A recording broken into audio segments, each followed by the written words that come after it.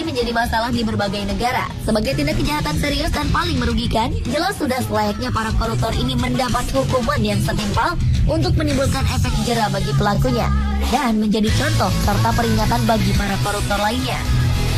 Untuk mengatasinya, masing-masing negara memiliki berbagai cara dan taktik. Ada yang hukumannya cukup ringan, hanya beberapa tahun saja di penjara, seperti di Indonesia. Ada juga yang tidak segan untuk memberi hukuman mati bagi para pencuri uang negara seperti yang diberlakukan di Cina. Selain itu, ada pula berbagai hukuman lain yang dijatuhkan kepada koruptor. Berikut on the spot merangkumnya dalam 7 hukuman bagi para koruptor.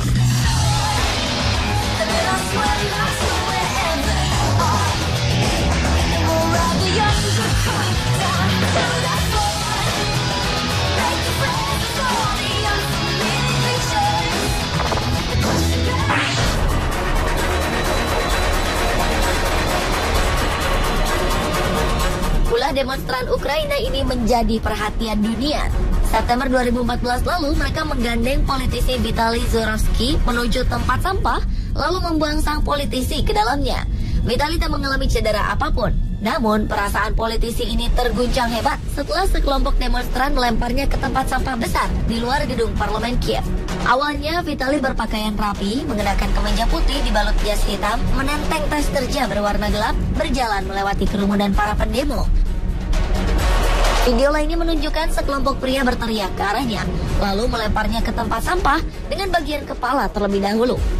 The emotions are running high because Parliament was set to vote on a vetting law, an anti-corruption, it's called lustration law, which people hope will be able to...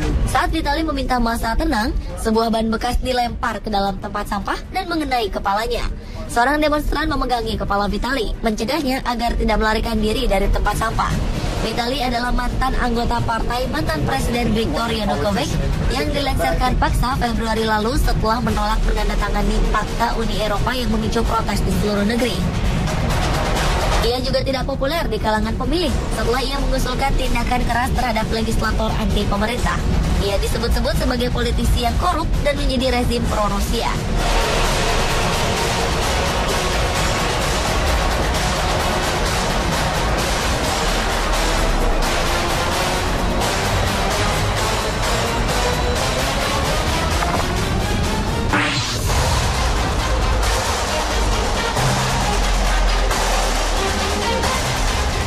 Paus Fransiskus mengeluarkan peringatan keras kepada para koruptor.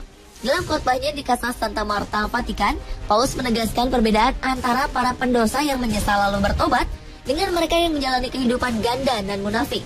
Rajin bersedekah, tetapi di sisi lain tetap mencuri dari negara dan kaum miskin.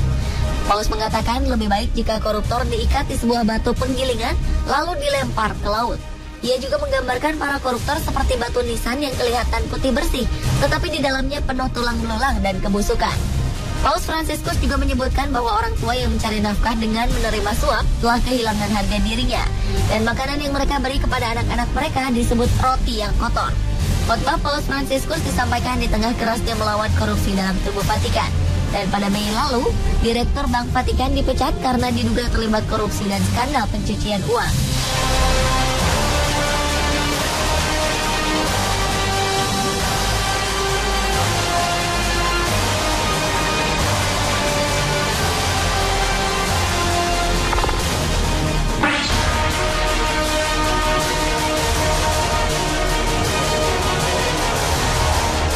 Lebih dari 900 orang termasuk para pejabat tinggi Malaysia yang dihukum karena kasus korupsi telah dicantumkan pada situs pemerintah.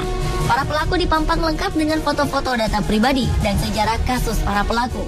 Database para pelaku korupsi dalam bahasa Melayu dan Inggris dipublikasikan di portal resmi Komisi Anti Korupsi Malaysia, MACC, untuk mengingatkan semua orang untuk tidak menerima atau memberi suap.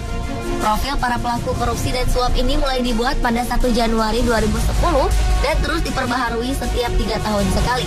Sebagian para pelaku korupsi tercatat sebagai politisi, pegawai negeri, pengusaha, wira swasta, ataupun anggota masyarakat biasa. Kronologis kasus setiap pelaku dicantumkan secara lengkap dan detail, termasuk besaran dana yang dikorupsi. Beberapa pelaku mengeluh bahwa database mereka yang disebarluaskan ke publik telah mempermalukan mereka. Namun pemerintah menegaskan bahwa masyarakat harus dididik akan seberapa seriusnya pelanggaran korupsi. Kira-kira seberapa panjang ya daftar pelaku korupsi di Indonesia jika dipampangkan seperti ini?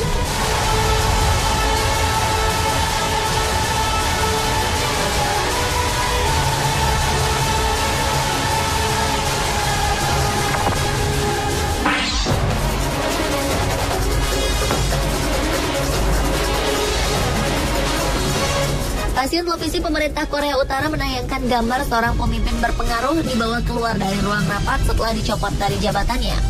Jang Song-taek, paman dari pemimpin Kim Jong-un, dibawa oleh pengawal berseragam dari rapat. Kantor berita resmi Korea Utara menyebutkan Jang dicopot dari jabatannya karena melakukan tindakan kriminal termasuk korupsi. Langkah mempermalukan pejabat yang dipecat di depan umum baru kali ini terjadi di Korea Utara. Berita tentang pencopotan Jang ini pertama kali dilansir oleh media Korea Selatan. 2 pembantu dekat Jang dilaporkan sudah dieksekusi karena korupsi. Jang yang menikah dengan kakak Kim Jong-il sempat dilihat oleh pengamat memiliki pengaruh politik yang kuat di belakang layar. Ia memegang jabatan kunci di Partai Komunis serta Komisi Pertahanan Nasional, dan pengaruhnya semakin meningkat setelah Kim Jong-un berkuasa.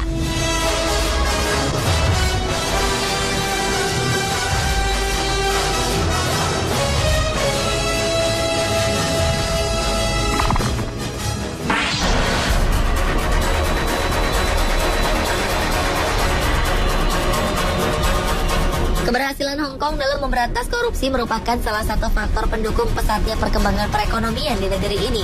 Pada tahun 1960-an, negara ini termasuk negara paling korup dan terparah di dunia.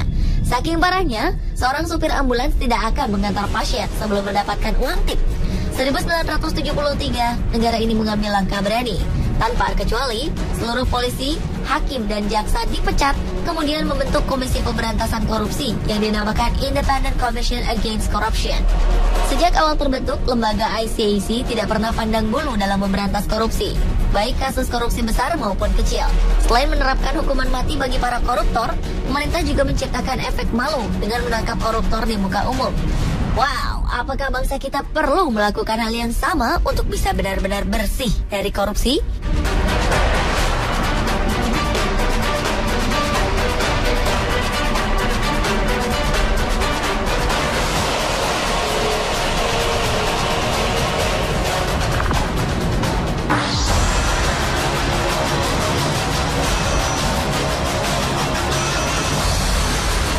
Tokoh politik ternama Cina, Bo Xilai, diusir dari negaranya karena skandal korupsi yang dilakukannya. Mantan pemimpin Partai Komunis ini dianggap telah mempermalukan seluruh negara dengan tindakannya. Selain diadili, ia juga tidak akan menerima penghargaan sebagai mantan orang tertinggi di Partai Komunis. Bahkan keberadaannya akan dihapuskan karena keterlibatannya dalam skandal terburuk yang terjadi dalam beberapa dekade. Tak hanya korupsi, dengan kekuatan yang dimilikinya, ia juga sempat melindungi istrinya, Gu Kailai, dari tuduhan pembunuhan warga Inggris. Akhirnya istri Bo ini dikenai hukuman mati karena membunuh warga Inggris Neil Heywood. Pengusaha asal Inggris ini ditemukan tewas pada November lalu di Chongqing, kota yang dipimpin oleh Bo. Kasus ini terungkap lewat salah satu pegawai Bo yang membeberkan semuanya.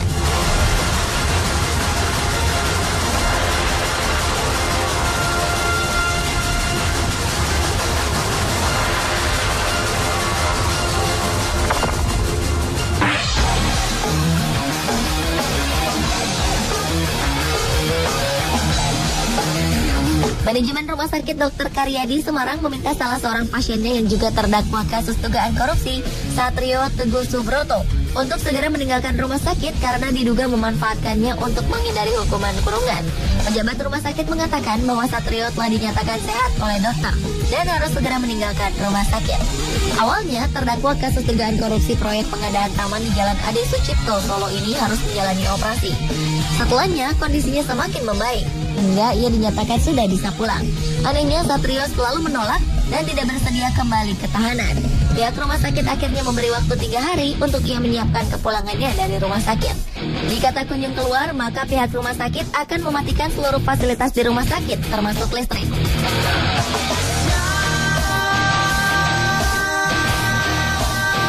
Pemirsa, itulah 7 hukuman bagi para koruptor versi On The Spot.